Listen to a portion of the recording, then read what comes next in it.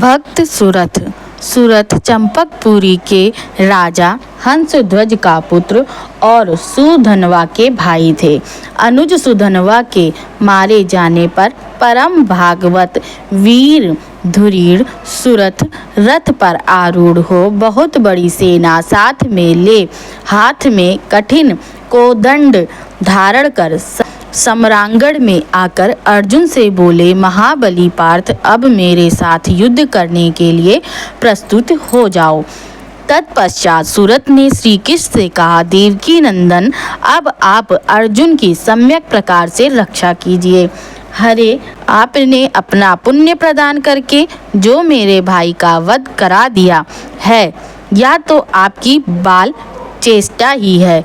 आपने अपनी हानि पर कुछ भी ध्यान नहीं दिया।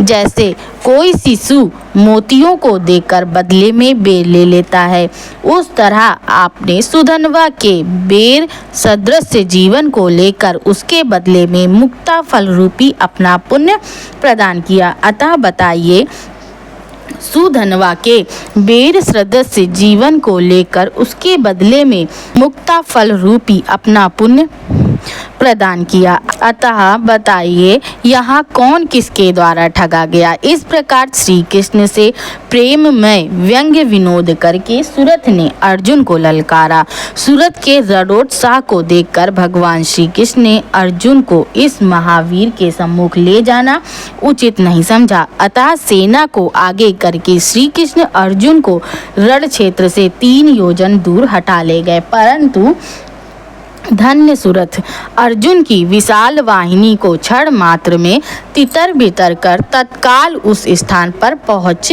गए जहां श्री हरि विराजमान थे। अर्जुन और सुरथ के घोर युद्ध के ही बीच सुरथ ने कहा, पार्थ, मैंने सुन रखा है कि इस लोक में तुम्हारी की हुई प्रतिज्ञा मिथ्या नहीं होती। अतः वीर, अब तुम कोई सत्य प्रतिज्ञा करो।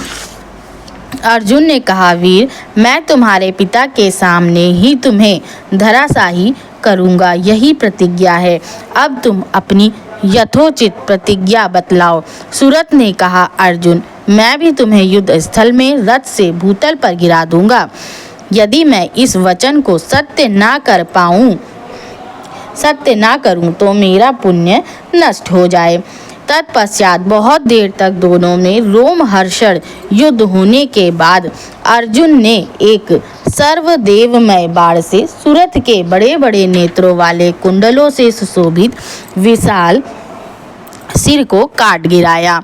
भक्त के वचन को सत्य करने के लिए भगवान ने ऐसी लीला की कि सुरथ का कटा हुआ सिर उछलकर अर्जुन के ललाट में जा लगा, जिसके आघात से वे मूर्छित होकर पृथ्वी पर गिर पड़े और वह सिर भगवान श्री कृष्ण के चरणों में गिर पड़ा।